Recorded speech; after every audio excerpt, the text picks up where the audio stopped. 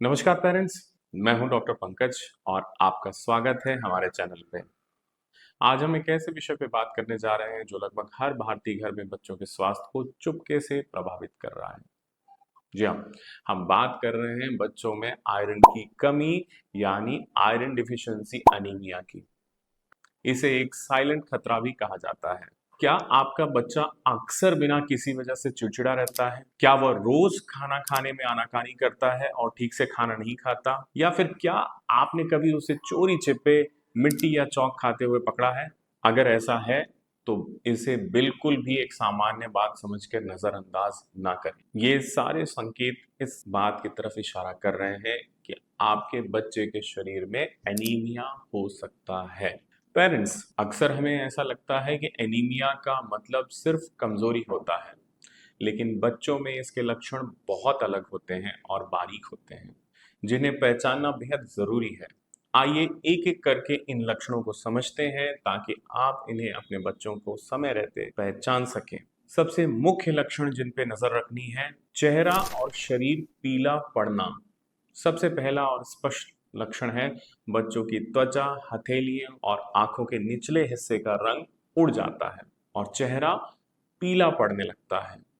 लगातार थकान रहना, बच्चों में थोड़ा सा एक्टिविटी करने के बाद या थोड़ा सा खेलने के बाद या बिना किसी भारी भरकम एक्टिविटी के बाद भी जल्दी से थक जाना और हर समय एकदम सुस्त दिखाई देना। बच्चे एक्टिव ना रहना, जो बच्चा पहले बहुत ऊर्जावान था उसका अचानक से एक्टिव ना रहना और हर काम के लिए आलस दिखाना एनीमिया का एक बहुत बड़ा संकेत है। चिड़चिड़ापन और मूड स्विंग्स, शरीर में आयरन की कमी सीधे बच्चों के स्वभाव को प्रभावित करती है, जिससे बच्चा बात बात में चिड़चिड़ा रहता है। पाइका पाइका की आदत एक बहुत ही अनोखी और गंभीर लक्षण है। इसमें बच्चों में मिट्टी या चौक खाने की आदत विकसित हो जाती है। अगर बच्चा दीवार की पपड़ी, चौक या बाहर की मिट्टी खाता है तो ये आयरन की भारी कमी को दर्शाता है। हर गार्जियन के मन में ये सवाल आता है कि इतने छोटे बच्चे को इतनी कम उम्र में एनीमिया या खून की कमी आखिर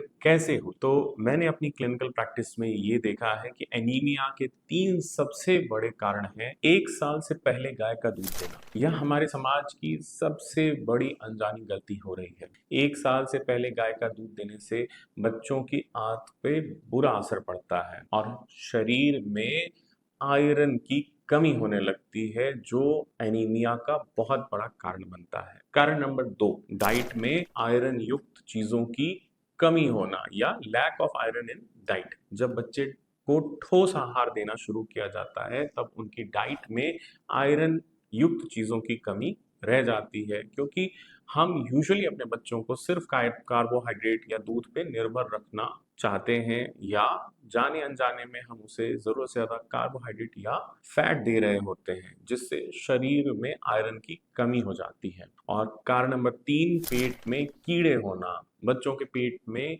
कीड़े होना एक बेहद आम समस्या है।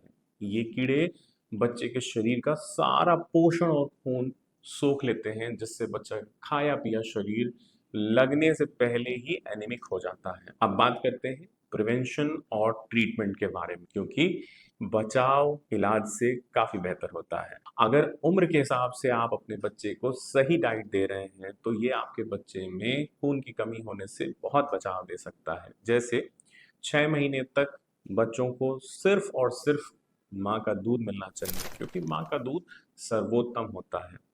6 महीने के बाद क्या खिलाएं? जैसे ही बच्चा 6 महीने का हो जाए उसकी डाइट में पूरक आहार या फिर कॉम्प्लीमेंट्री फीडिंग शामिल करें। डाइट चार्ट में ऐसी चीजों को शामिल कीजिए जो प्राकृतिक रूप से आयरन से भरपूर हो, ताकि बच्चों को रोज की जरूरत पूरी हो सके। आयरन सप्लीमेंट्स का सही तरीके से इस्तेमाल करना चाहिए।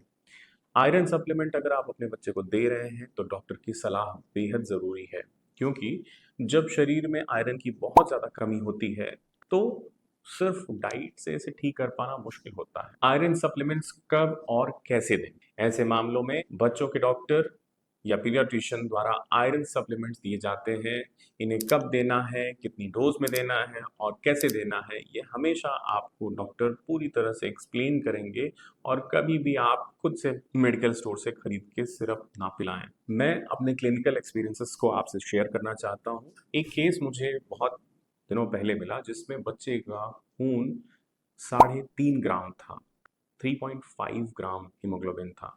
उस केस में मुझे बच्चे के जो क्लिनिकल सिम्टम्स मिले थे, वो गार्जियन ने इस तरह से बताए थे।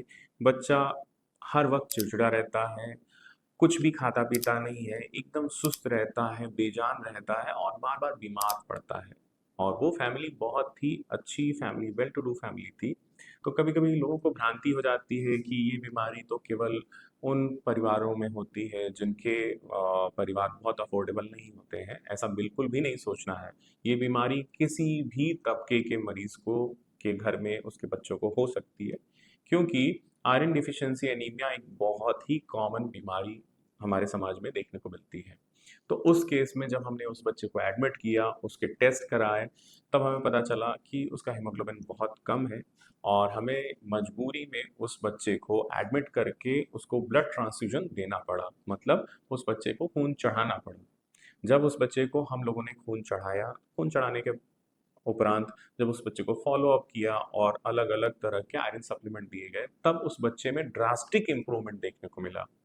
वो बच्चे की हैबिट, उस बच्चे का हेल्थ, उस बच्चे का विकास, सब चीज़ें एक स्ट्रीमलाइंड हो गई और बहुत ही अच्छी हो गई। तो इस चीज़ से हमें पता चलता है कि आयरन का इम्पोर्टेंस एक बच्चे में बहुत ज़्यादा होता है, क्योंकि ये आयरन कंटेंट ही न्यूट्रिशन को पूरी बॉडी में डिस्ट्रीब्यूट करने में मदद करता है और उस बच्चे के विकास में और उस बच्चे की इम्यूनिटी में बहुत ज़्यादा हेल्प करता है। और अगर ज़रूरत से बहुत कम अगर ब्लड हो जाता है तो कभी-कभी बच्चों को जान का खतरा भी हो सकता है। तो आप लोगों को ये बात समझनी होगी कि एक छोटी-सी समस्या हमारे बच्चे के लिए कितना बड़ा खतरा खड़ा कर सकती है। और आज हमने इस वीडियो के माध्यम से जाना कि बच्चों का चिड़चिड़ापन या मिट्टी खाना कोई मामूली बात नहीं है। ये उनके शरीर में छिपे हुए एनीमिया का संकेत हो सकता है।